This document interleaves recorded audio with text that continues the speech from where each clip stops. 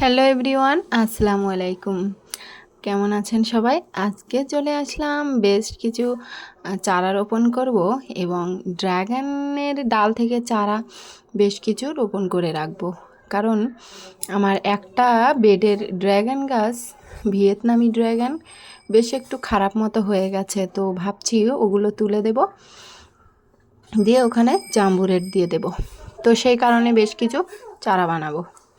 তার আগে দেখুন, বৃষ্টি হওয়ার পরে শাকের চেহারা কি দারুণ হয়েছে। এই শাকগুলো যা সুন্দর হয়েছে, এগুলো কলমি শাক। আর লঙ্কা গাছেরও চেহারা নিয়েছে খুব দারুণ। আর এদিকে লাউ গাছটা তো বেশ বড় হয়ে গেছে মাত্র কয়েকদিনের মধ্যে।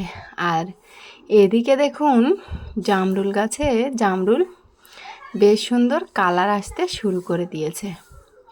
একদম ডিপ মেরুন কালার হয় এগুলো, কিন্তু ভালো মতো যদি রোদ পায় সেক্ষেত্রে দারুণ কালার আসে, না হলে একটু সাদাটে মতো হয়েই পেকে যায়। তো যাই হোক, জামরুল প্রচুর ধরেছে। আর এদিকে দেখুন, এই গাছের গোড়াতেই চারা আছে, চারা নিয়ে রোপণ করব। তার আগে একটু এই যে আমার আতা গাছটা দেখুন, আতাগুলো কি সুন্দর বড় হতে শুরু করে দিয়েছে। আর সারা গাছ জুড়ে কিন্তু প্রচুর আতা ধরেছে। আতাগুলো সত্যি দেখার মতো হবে।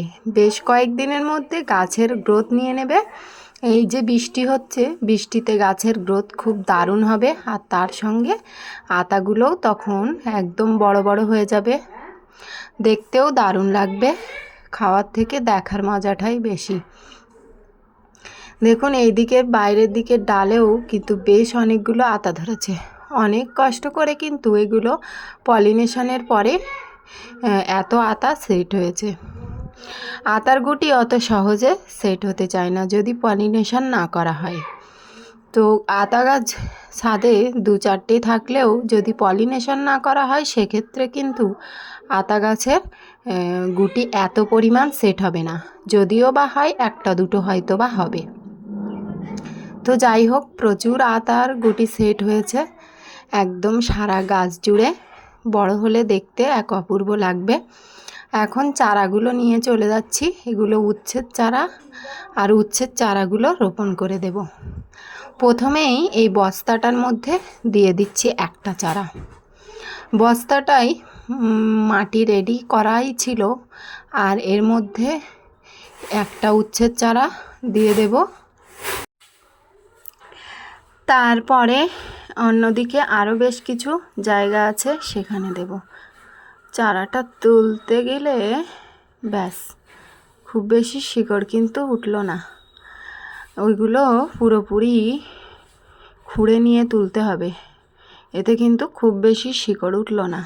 কি হবে জানি না, লাগিয়ে দিয়ে রাখি, তারপরে যা হয় দেখা যাবে। এখন চলে যাব আরও একটা বেডের কাছে। তো চারাটা দেখুন লাগিয়ে দিয়েছি। আর যেহেতু বৃষ্টি হয়েছে, এখন আর পানি দেব না। এখানে উচ্ছে গাছ দুখানা ছিল, তো একখানা রেখে দিয়েছি আর একটা তুলে দিয়েছি। কারণ একটা উচ্ছে গাছ বেশ কুকড়িয়ে গিয়েছিল, সে কারণে একটা তুলে দিয়েছি।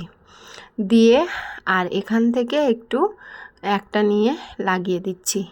একটু মাটি শুদ্ধ না তুললে নষ্ট হবে চারা। তো শিকড় সমেত যদি না ওঠে সেক্ষেত্রে কিন্তু চারা অনেক সময় নষ্ট হয়। তো সেই কারণে একটু চেষ্টা করলাম, দেখা যাক কি হয়।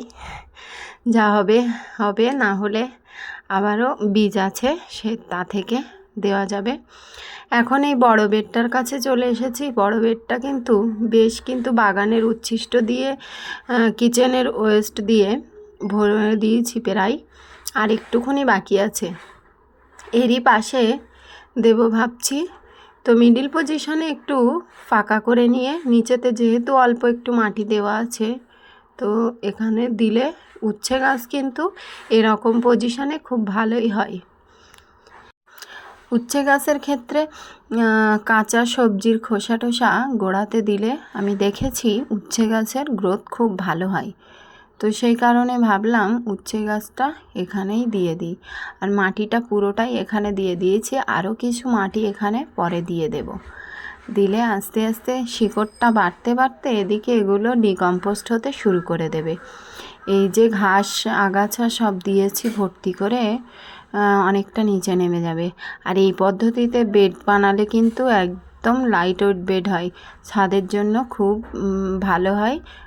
মাটির ওয়েটটা যেহেতু একটু বেশি তুলনামূলক, সেই কারণে এইভাবে আপনারা করতে পারেন।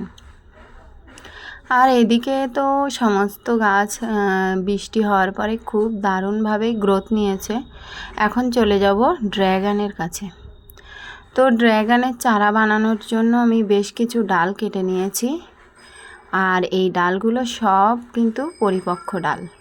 এখানে সব ডালেই প্রায় ফল হয়েছিল গতবারে, সেরকম দেখে ডাল কেটে নিয়েছি নিচের দিক থেকে, পুরানো ডাল।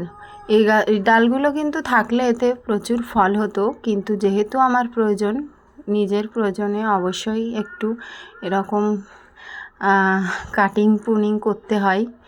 তো ফলের আশা করলে অন্যদিকে নষ্ট হবে। একটা বেড পুরোপুরি গাছের অবস্থা খারাপ। ভিয়েতনামি ড্র্যাগনটা দ্রুত গাছ নষ্ট হয়ে যায়। তো 4-5 বছর হয়ে গেছে একই বেডের মধ্যে, সে কারণে ভাবছি জাম্বুরের দিই। জাম্বুরেরটা কিন্তু বছরের পর বছর কোনো সমস্যা তেমন দেখা দেয় না, গোড়ার মাটি একটু পাল্টিয়ে দিলেই আবার নতুন করে গ্রোথ নিতে শুরু করে। আর ডালগুলো দেখুন সব ফল কাটার দাগ আছে। আর এই সমস্ত ডাল থেকে কিন্তু পরের বারে দারুণ ফলন পাওয়া যাবে। তো সেই কারণে যদি এরকম পরিপক্ক ডাল লাগানো হয়, অবশ্যই সহজেই ফুল ফল সহজেই মিলবে। আর ড্র্যাগন গাছে আমরা জানি 1-1.5 বছর সময় লাগে। সেক্ষেত্রে গোড়ার দিকে ডাল থেকে যদি চারা করা হয় এরকম অবস্থা হবে। 1 বছর, 1.5 বছর, 2 বছরও সময় লেগে যায়। আর যদি এরকম ফল ধরা ডাল থেকে চারা করে নেওয়া হয়, সেক্ষেত্রে 6-7 মাসের মধ্যে ভালো মতো ফলন পাওয়া যায়। তো এই পদ্ধতিটা আপনারা অবলম্বন করতে পারেন। আর আমি এখানে কোনো ফাঙ্গিসাইড ব্যবহার করিনি, এমনিতেই চারা রেডি হয়ে যাবে। এরকম একটুখানি মাটিতে দিয়ে রাখলে, আর এখানে একটু ছায়াযুক্ত, পরে আবার রোদের দিকে দিয়ে দেব। তো ছায়া জায়গাতে রাখলে শিকড়টা সহজেই বেরিয়ে পড়ে। আর তারপরে অবশ্যই আপডেট দিতে থাকবো। তো বন্ধুরা, ভিডিওটা যদি ভালো লাগে চ্যানেলটি সাবস্ক্রাইব করে পাশে থাকবেন, আর লাইক কমেন্ট করতে ভুলবেন না।